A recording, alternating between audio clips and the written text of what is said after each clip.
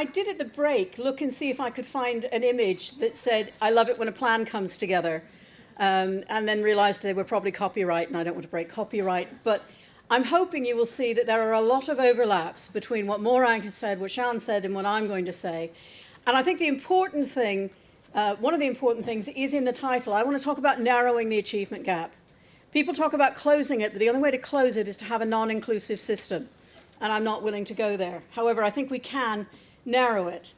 So what I want to do today is look at some of the background, some of the ideas around underachievement and social justice, but I don't need to spend nearly as long on that because we've already had it most eloquently explained by one of the people that's done the research. Some of the research around parental engagement, and then look at the way forward. This is just to show that I'm not Geppetto's puppet. I'm not a real boy, but I am a real girl. It's the sort of research and literature reviews I've done. I don't know if anybody's ever done a literature review as part of something they've done. They're a joy, aren't they? A wonder and a joy. I've now done about 7 of them, and I'd really like to not do any more. But can I ask just quickly, how many of you are parents? Isn't that interesting? Because all the way through, we've been talking about teachers and parents. We've got a room full of people who are teachers and parents, and we tend to make that divide. The first thing I want to say is that absolutely nothing I say today is meant to make you feel that as a parent you didn't do it right. The world is full of people who will tell you that you didn't do it right. My daughter works in this field and has been known to sit there in lectures and say, well, you didn't do that. That's not about it. And as a matter of fact, could you please turn to the person next to you and tell them that they're doing a good job?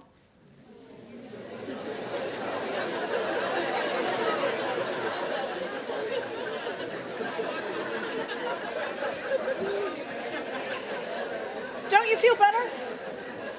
Even if you have no idea who the person next to you is and they have no idea what job you do, you feel better. Now, my question for you is, when was the last time you said that to a parent?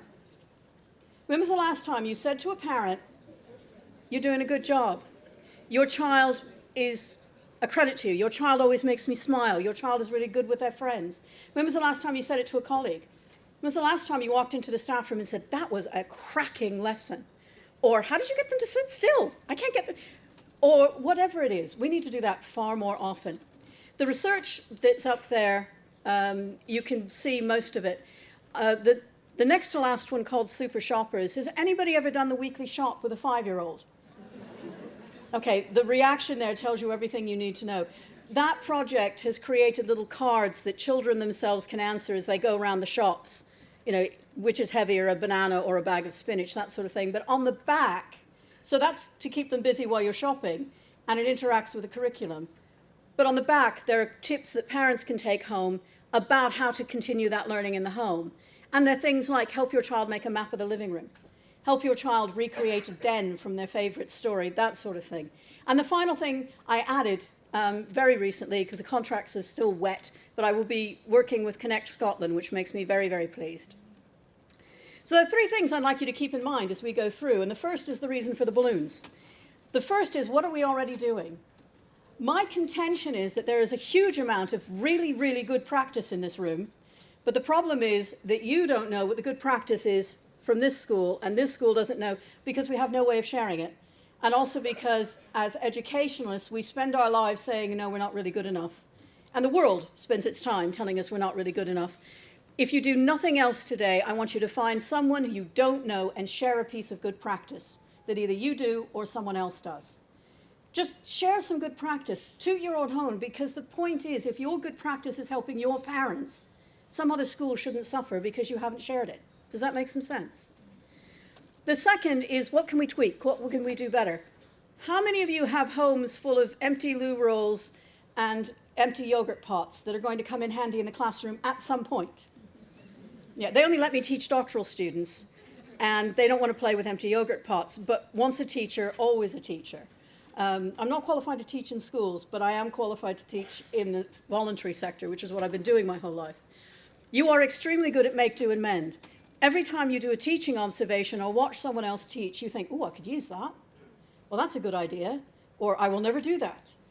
We are extremely good at this. So you hear an idea and you think, oh, that wouldn't work in my school. Don't think it wouldn't work in my school. Think, how would it work in my school? And the final thing is, what aren't we doing at all that we could start doing? What ideas can I glean from my colleagues and the speakers? And this has already been said by Sean, but I want to reiterate it. When I say parents, I mean an adult with a caring responsibility for a child. That is far too long and cumbersome to say every time, so I'm going to say parent or family. But it could be, increasingly, it's grandparents. It could be aunties, it could be uncles, it could be someone with no blood relationship to the child at all. That's not the point. The point is that it is an adult who cares about and for the child. And I came into this from the point of view of social justice. My background is actually theology. I'm a theologian by training. And social justice, equity, is incredibly important to me. And I'm going to go through this fairly quickly because we've already heard it much more authoritatively. But we know that children in poverty are much more likely to grow up without qualifications. And that thing about having lower aspirations is already, the myth has already been exploded for us. It's not about aspirations, it's about scaffolding. I live on a council estate just outside of Bath. You might not think that there are areas of poverty, but there is a national area of deprivation outside of Bath, about 2 or 3 miles, and I live in it. That's not why it's a national area of deprivation.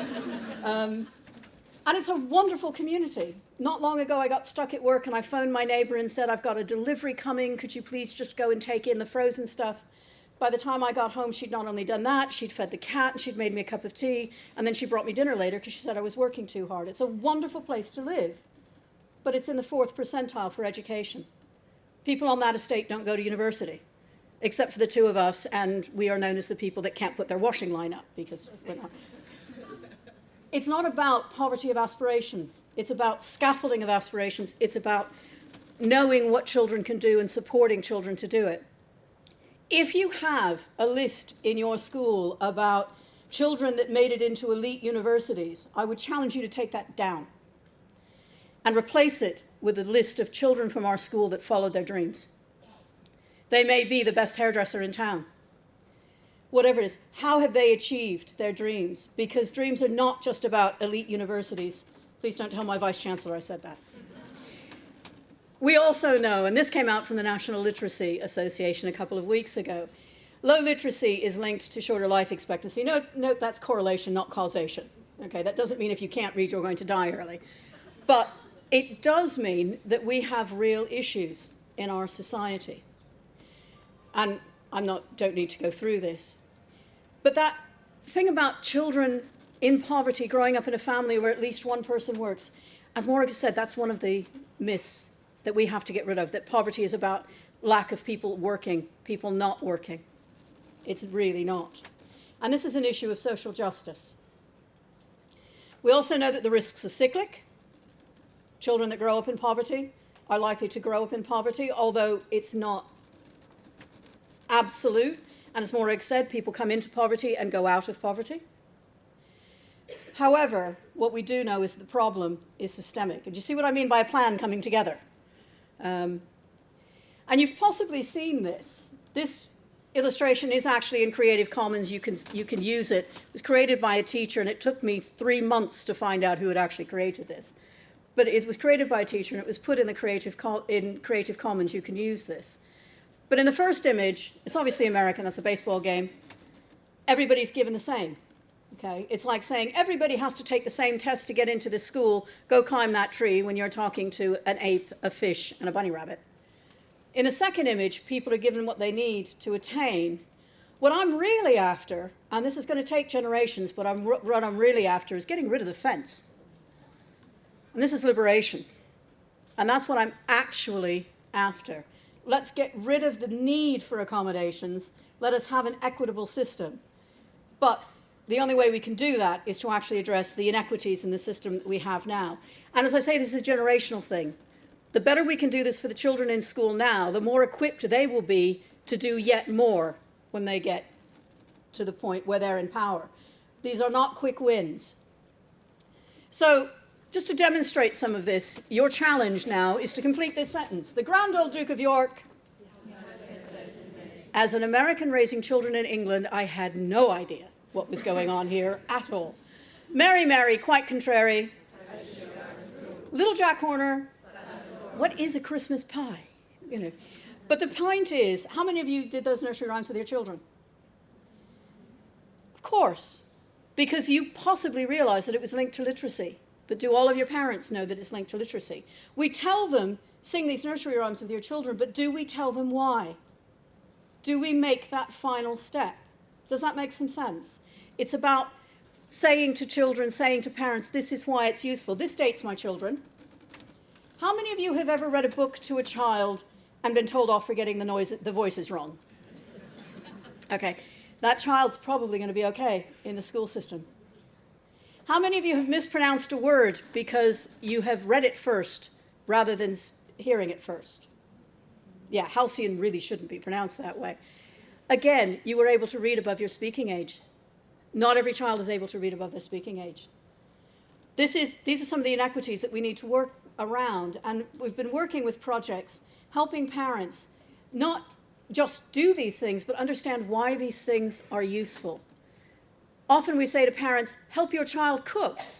What we don't say is in stirring, you're developing the large motor muscles that they need for writing, and in sprinkling, you're developing the fine motor muscles that you need for writing. You know that, but do we tell parents? Does that make some sense? It's about giving that bit of information. We always talk about how schools are going to solve the achievement gap, and that makes no sense at all. It is not down to schools to solve. Not alone, anyway. And I realize this is an English statistic, but I think it's a startling statistic. We know that the achievement gap based on socioeconomic status in this country is actually much worse than it is in some other countries. And we don't know why. But we have what the OECD calls non-resilient learners, and it doesn't mean that the learners aren't resilient. It means that you can predict people's outcomes by their socioeconomic status.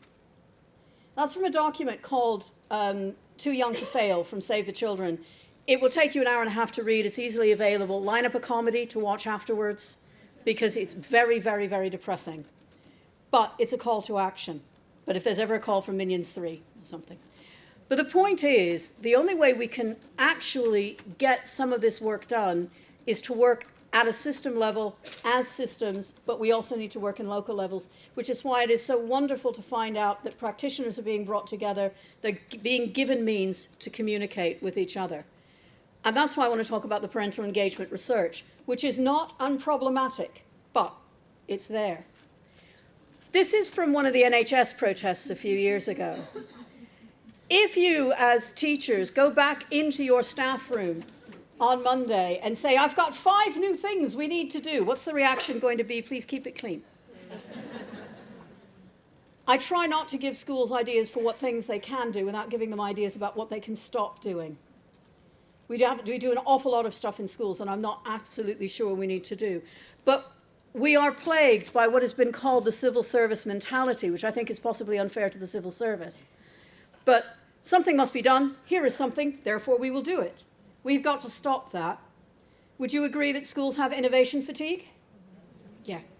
That's because we keep doing something without actually evaluating it. So your next task, how many of you have diaries with you? Open your diaries to February and put something in February that says, what am I doing as a result of that conference I went to on the 30th of November? We all know what CPD is like, what professional learning is like. You have a shiny folder and you go home and there's been a fight in the playground and 2 people have bitten each other and there's a parent complaining and the wonderful professional learning doesn't go any further. That's what we've got to stop doing. We've got to start evaluating what we're doing and seeing if it actually works. Because how else do you know whether you should keep doing it? How many of you have ever walked out of a classroom thinking that didn't work? That's because you're reflective practitioners. We've all done it. That's always worked before. Why didn't it work? You didn't stop teaching. You may have had a large glass of wine, but you didn't stop teaching because you're a reflective practitioner.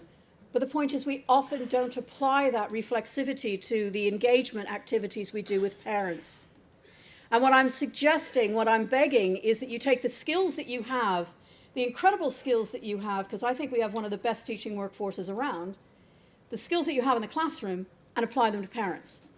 For one thing, you would never do this in your classroom. You would never stand at the front and opine at people for 45 minutes in the classroom, because that's not how people learn.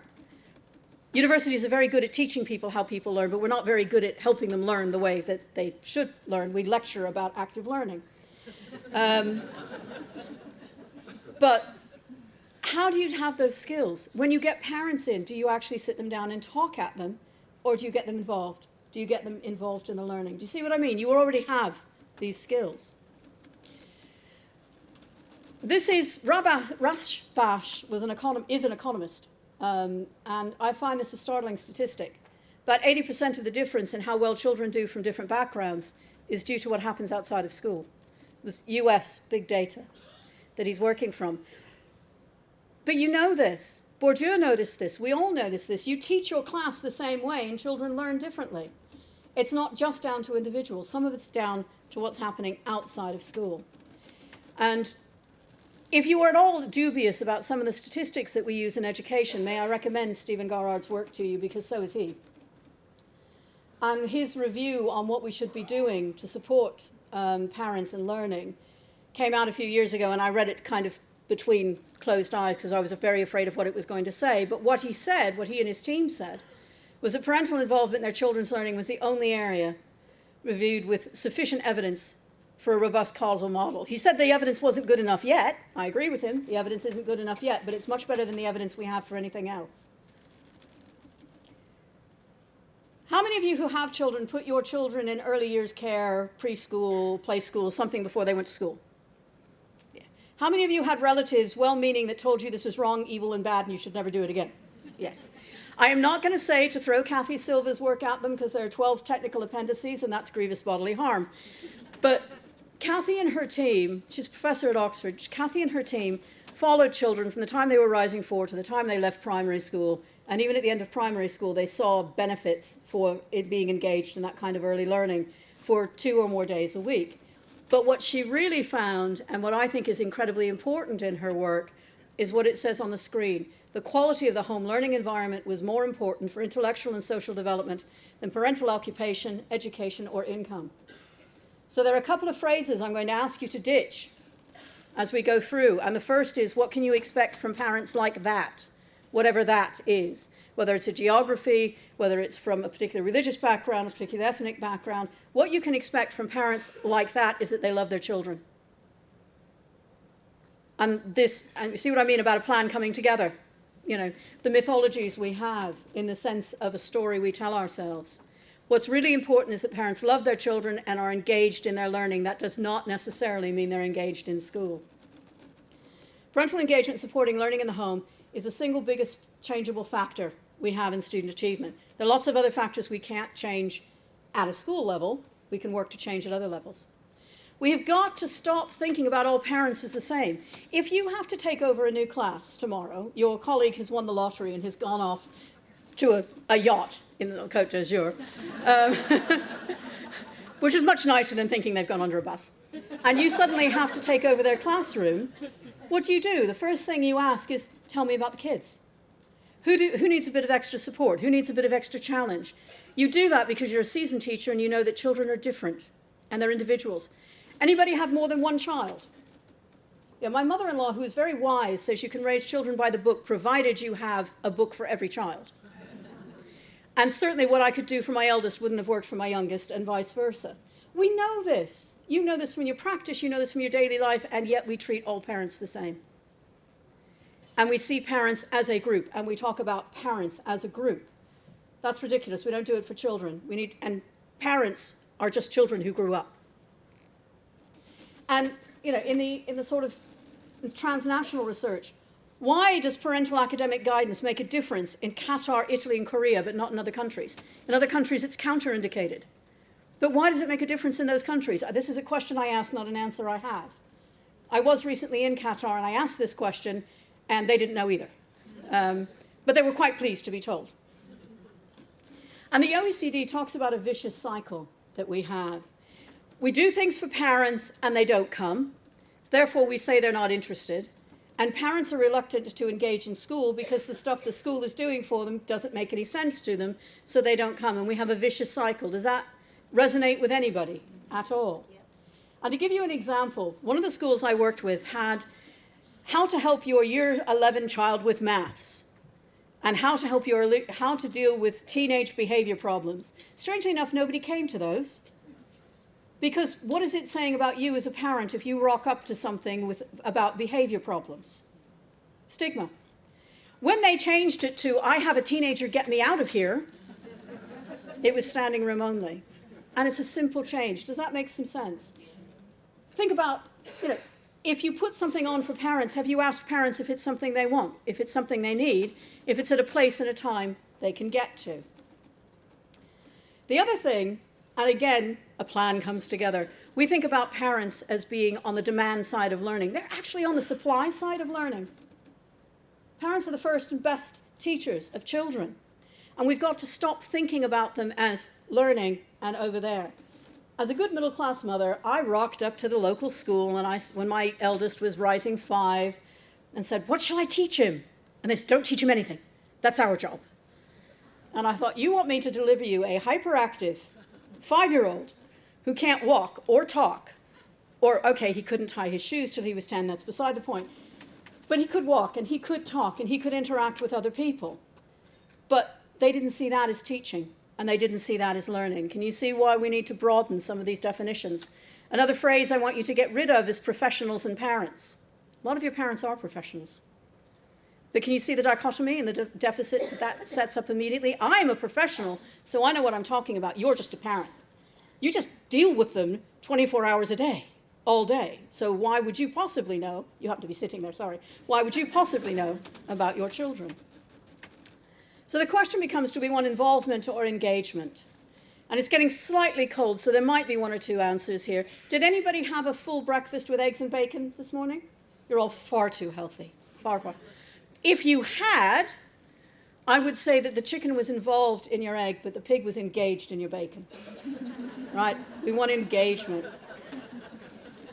And this chart we developed in some of that really early research because I realized, and if you've never done research, one of the things that happens is that it's iterative. You go and you do interviews and you come back and change the interview schedule because you realize you weren't asking the right questions. And I realized after one set of interviews that what we needed to be asking was what do school staff, parents, and young people think parental engagement is, what's valuable. And when I asked teachers, school staff, this is what they said. It's about reading in class, going on trips, and parents' evenings.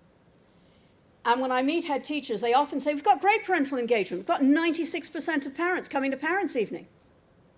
A, what about the 4%? And B, those of you who are parents, do not answer this if people who work in your children's school are in the room, okay? Those of you who are parents, I would like you to think about your last parents' evening for your children. On a scale of 1 to 10, where 10 is wonderful and 1 is, why did I get out of bed? How many people would say it was a 10? Now, isn't that telling? Yet we know that the vast majority of teachers are actually parents. Yet we know parents' evenings don't work. Anybody from sort of 6 to 8? A few. Anybody 1 to 5?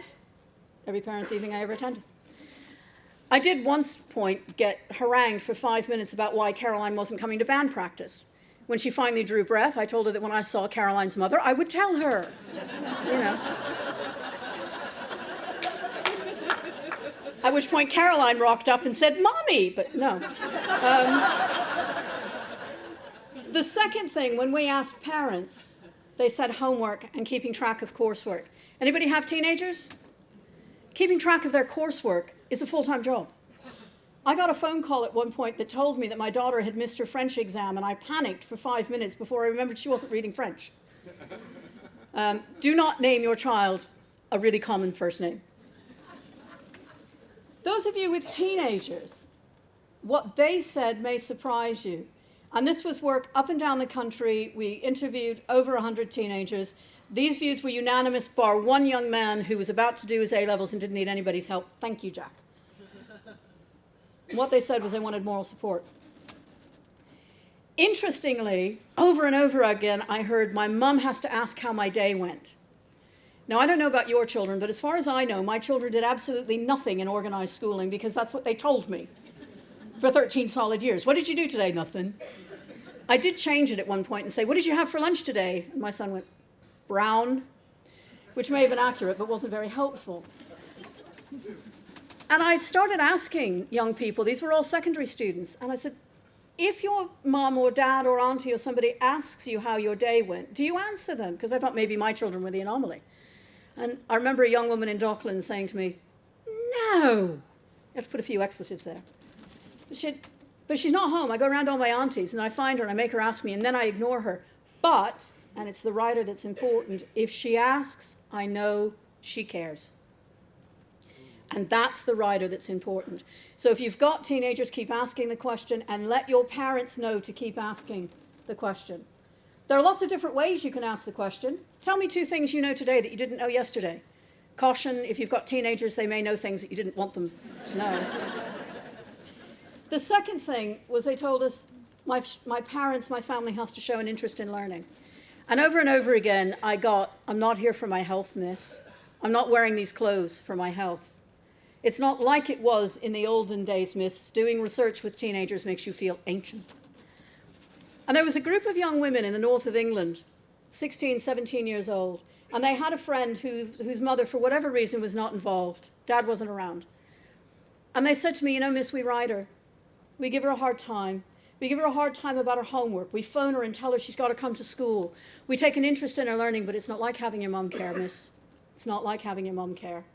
At which point I was thinking 2 things. 1, these 16-year-old young women have it, and 2, do not cry. You are a grown-up researcher, do not cry. But it was really interesting. They were very adamant, these young people, they did not want their parents in school. And they didn't particularly want subject-based help with their homework. They said that was just embarrassing. At this point, I was having to drop my children off around the corner from school because my car was embarrassing.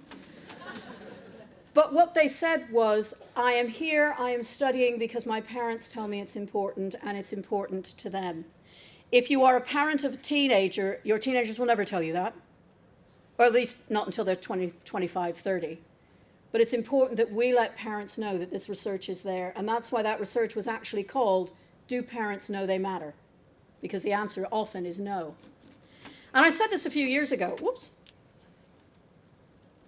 If you think of education, if you think of schooling as a backpack with lots of places to hang carabiners, we've run out of places to hang carabiners. There are no more attachment points in schools. The only way we can do this is to get radical, in the high old sense of radical. Does anybody want to parse radical from the Latin? Must be a few people around that took Latin. What's the Latin root of radical? Oh, the state of education. I don't know. The root of radical is root. To get radical means to go back to the root. And if we had lots of time, or you were my students, I would now ask you to take 2 solid minutes in silence to think why you went into education. Do that on the way home. Why did you go into schooling? We have got to change the emphasis from schooling. You did not go into schooling, I suspect, to collect data. Anybody go into schooling to collect data? You went into schooling because you care about children and young people, and you want to make life better for them. Got to stop talking about schooling and start talking about learning.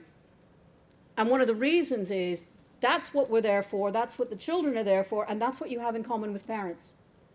They want the best for children, you want the best for children, and you are all united in supporting learning. The children's learning, your learning, and the parents' learning. Those of you who are here from school, who have taken a day off school to come here, do the parents in your school know where you are?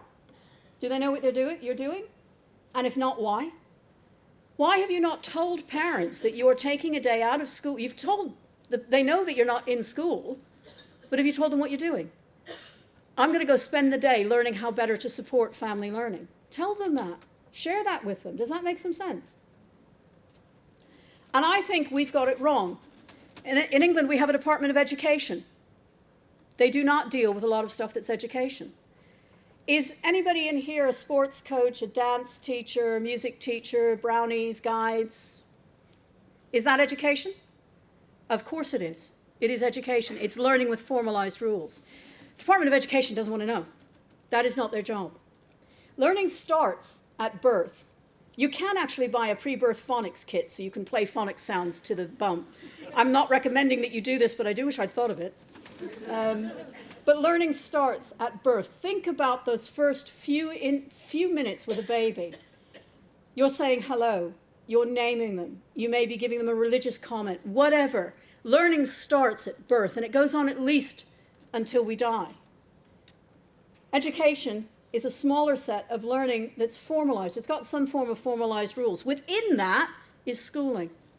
And we've heard what a small proportion it is. How can we expect that very small proportion of children's time to deal with the social inequities of a system? We can't.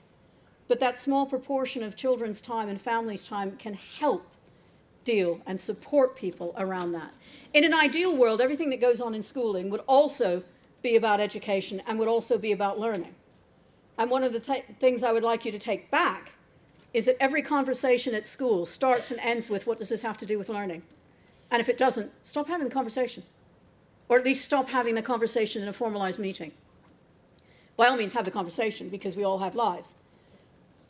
When you want to send something home from school to parents, to families, what does this have to do with learning? If it doesn't have to do with learning, why are you doing it? How many schools in this room have a newsletter? A little tip, parents have told us that in October they read it diligently, and by November they aren't reading it at all unless their child is mentioned. And the same with all those wonderful letters that you so carefully craft. In October they're carefully filed, or September they're carefully filed. By November, people are looking at them to see if their child is in trouble or needs money, or a permission slip signed. If it's not about learning, why are you sending it home? Why are you spending time on it? I'm not saying to ditch your newsletter, but I am saying make your newsletter about learning.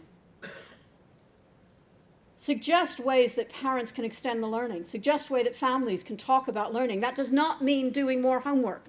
It may mean discussion starters. And I'll give you some examples of those as I go. At the moment, we've got this very school-centered view. We've got the school in the middle and the parent here and the pupil there, and the school kind of acts as an intermediary between them. And I'm arguing that what we need is a view where we are all encompassed by learning. The community, the pupil, the school, the parents. We are all there worried about learning, thinking about learning, talking about learning. Does that make some sense? Is that closer to what you went into schooling for and education for? We didn't go into schooling and education to collect data. I did have somebody say he went in because it wrote off his student debt, but he was there long after his student debt was laid off, and he was probably one of the best math teachers I've ever seen. So every meeting starts and ends with a focus on learning.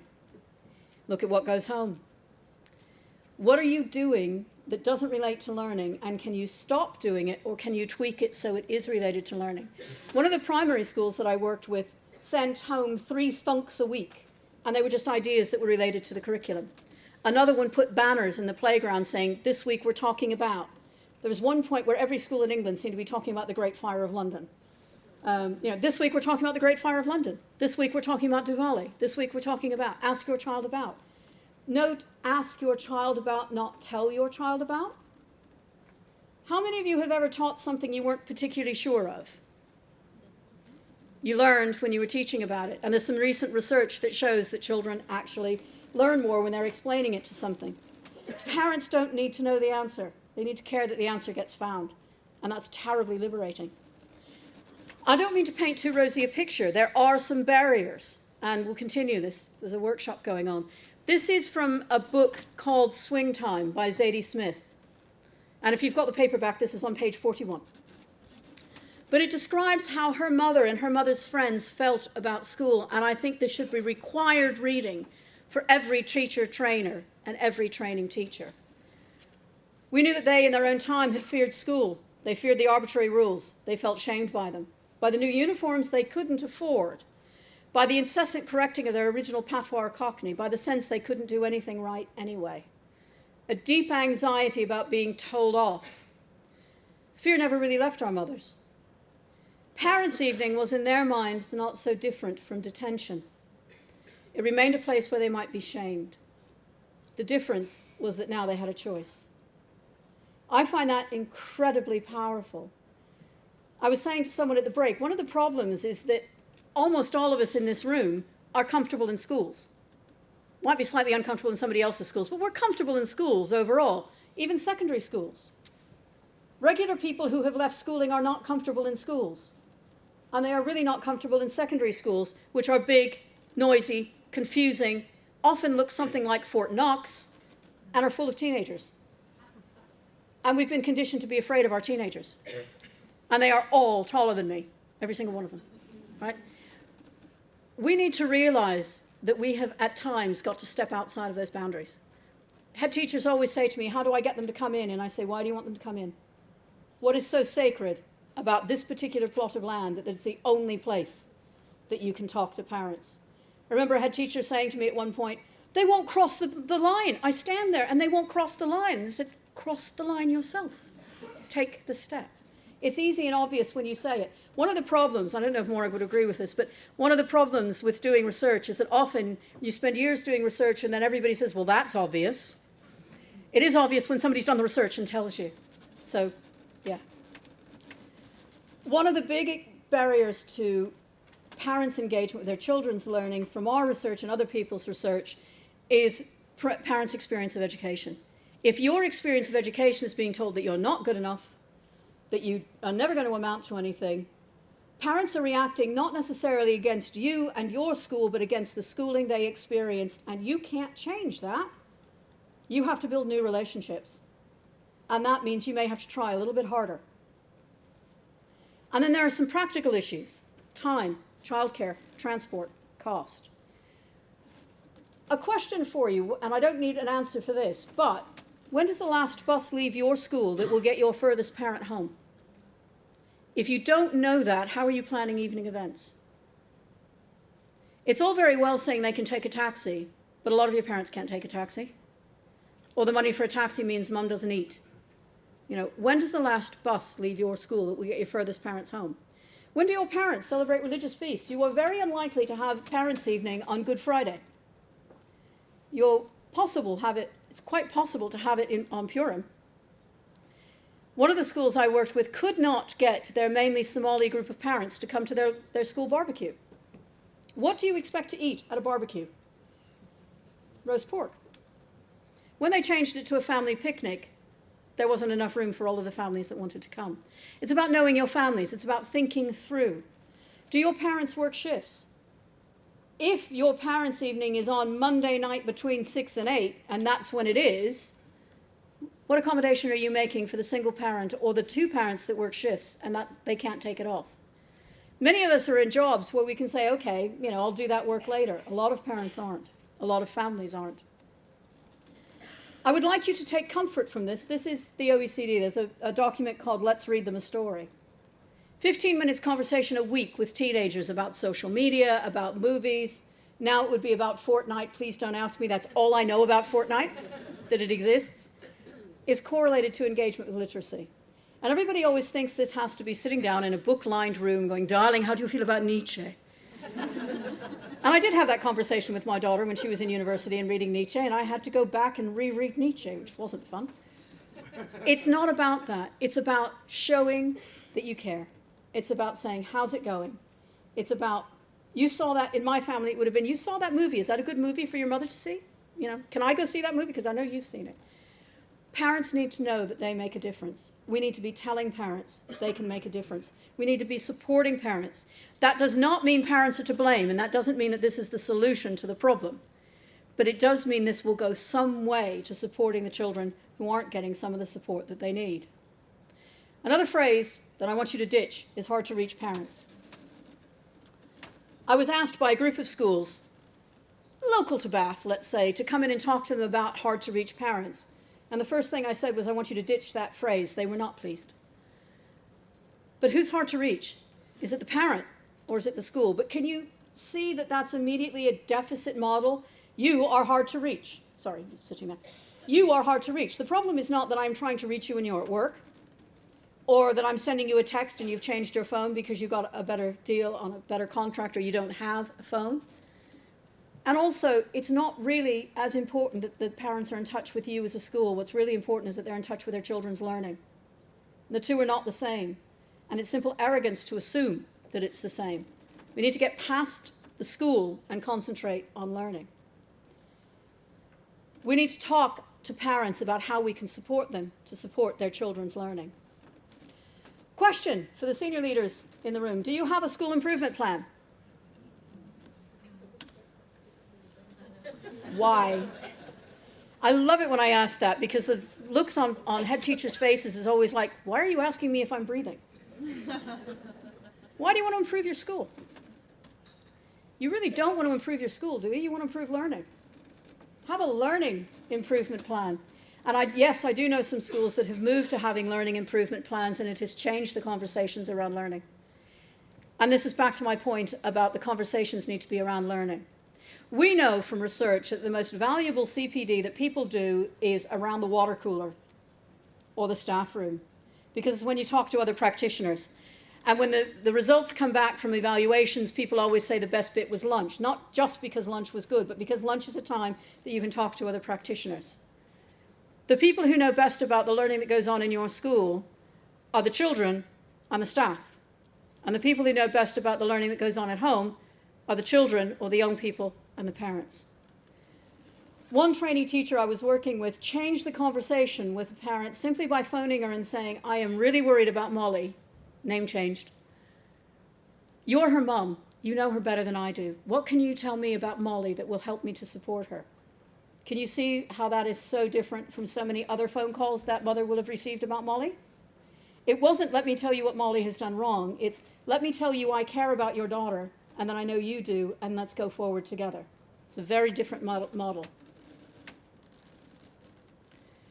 The message we need to get across to parents, and I'm running out of time, is that what matters is that they care about their children and their learning. They don't need to know the answers. They need to care that the answers get found. So, tips for parents that you can give parents, and you will have access, I think, to this. Keep asking how things are going. Have conversations. How do you react to a child that comes to you in the classroom and says, Miss, Sir, I can't do this? What's your reaction? I can't do this. So what do you say? Yet. You can't do it yet. Or how do you think you might? Have we told parents it's okay to say, I don't know yet? I haven't figured that out yet. How do you think we can work that out? Never doubt how important you are to your child, and you parents, never doubt how important you are. You really need, as school leaders, to have a joined-up approach across the school. It's incredibly confusing for parents if it isn't, because when the teacher who's really good at engaging with them leaves, because they've got promoted because they were good at engaging with parents, parents are then left. And parents have talked about missing their security blanket when they move from primary to secondary. If you're in secondary, please work with your feeder primaries. Support your parents and children over that gap. Ask parents what they want and what they need. Don't assume, actually ask them. Go to parents. Almost all large supermarkets, Sainsbury's, Tesco's, I won't say almost all of them, but a lot of them have a community room that you can use. Tesco's and Sainsbury's are not terrifying places. Parents will probably go there, Asda. Meet them there. The local swimming baths will be full of non-resident dads and their kids on Sunday afternoons. World Book Day is, if you follow me on Twitter, you know, a real bugbear of mine. Going to Asda and buying a costume never helped anybody's literacy at all. Asking parents what their favorite story as a child was, note story, not book, story as a child was, phoning the oldest member in the family and saying, tell me a story, grandma, granddad, auntie. There are lots of ways. One of the schools that responded to me on Twitter has a cuddle day, primary school, where children can bring in their favorite cuddly toy, pillow, blanket, whatever, and they spend the day cuddled in corners reading their favorite books. Now that sounds to me like heaven. It also sounds to me like what I went into education for. There are lots of alternatives. Please don't just fall back on costumes. Think about the cost. Odd Sock Day assumes that children have more than one pair of socks. Having to wear a specific color assumes that families have that color. Go back to the cost of a school day, which is a fantastic resource in Scotland. I recommend it all the time, but think about it. There are lots of websites around. That should say rewrite. I was obviously quite tired. Rewrite the ending to a favorite book. School websites are another bugbear of mine. Is your school website optimized for being seen on a phone? Because we know an awful lot of parents will be accessing your school website by phone. Does it actually show pictures of the school? Take away some of the anxiety about what parents are going to find when they come into school. When was your website last updated? And what does it say about learning? It says staff with pets there. One of the ways that you can actually make a connection to staff and between staff and parents, put up pictures of staff with their pets. It's an immediate way of parents being able, oh, you've got a staffy, we've got a staffy, they're insane, aren't they? Can you see the way, and also it helps you bond your staff. When children and parents work together, when parents and schools work together, children do better. We've got to go beyond just giving people information. You do not do this in the classroom. You do not just give children information. You support their learning. We've got to do the same for families. That's only going to happen when we shift from the emphasis on the school to the emphasis on learning. We need targeted, responsible, culturally appropriate support. We need to design it in conjunction with schools and staff and parents and people, young people and researchers. I thought I had people as a separate group there, and that would worry me. Implemented in partnership with families. I've been served lunch so many times by people that speak the parents' languages, with head teachers saying there's nobody on staff who speaks the parents' languages. The parents that work in your school are your best advocates. They know how much you care for your children. They are your best advocates. And we need to evaluate them effectively. This is not just jobs for the girls here. We actually do need to evaluate what we do. Does anybody remember that? It's from The Hunt a couple of years ago, David Attenborough. Every foot in the country came off the floor because he showed us that an octopus could pull itself out of a rock pool and schlep across dry land. We are not safe. Octopus can come out, right? How many hundreds of thousands of conversations on the way to school the next morning where mum, dad, auntie, uncle, did you know octopus could come out of the water? That's home learning. We trust a geologist to tell us about octopus. That's home learning. We can have those conversations around planet Earth too. He's got a new series out at the moment. Are you sending home questions that parents can discuss with their children about the new David Attenborough, which I think is called Dynasties, I think. But can you see how that's a home learning experience? We know more people watch David Attenborough than watch the final of the X Factor. Now, they probably taped the X Factor, but it doesn't exist in education if it doesn't have an acronym. That's parental engagement with children's learning, can help us to break the cycles of poverty and underachievement. Help. It is not the answer. The answer is systemic, but it can help. But only when based on the foundations of respect and trust between parents and schools and communities. My final comment is from something we said a few years ago. Schools have got to put parental engagement at the center of what they do. Go home and look at your teaching and learning policy. Where are parents? If you actually believe that parents are central to children's learning, they've got to be central to the teaching and learning policy. And my suspicion is that they aren't. Do not rewrite your teaching and learning policy to include parents without including parents. Yes, parents can help you rewrite a school policy. I'm not going to say the journey starts here. I think the journey continues here because you're already doing good work. I keep saying to people, can I please have a room full of head teachers that don't want to listen to me talk? Because the people that come to listen to me talk have already decided that this is important. I want a group of people who would pay not to listen to me so I can convince them. This was published yesterday. You have their flyers about it. Do contact me. That's my email address. Please note there are 3 Drs. Janet Goodall working in England. I am not the woman that deals with children's palliative care. I am not the woman that deals with the Gospel of John, and I have absolutely nothing to do with great apes. That is a different Goodall altogether. You can follow me on Twitter. Academics' work has to be made freely available if it's going to be counted the way it's counted. So always go to an academic's website. Most of their work will be there freely available, and that's mine. And I would leave you, I hope, with what we're trying to achieve, which is happy, confident children in happy, confident families. Thank you very much.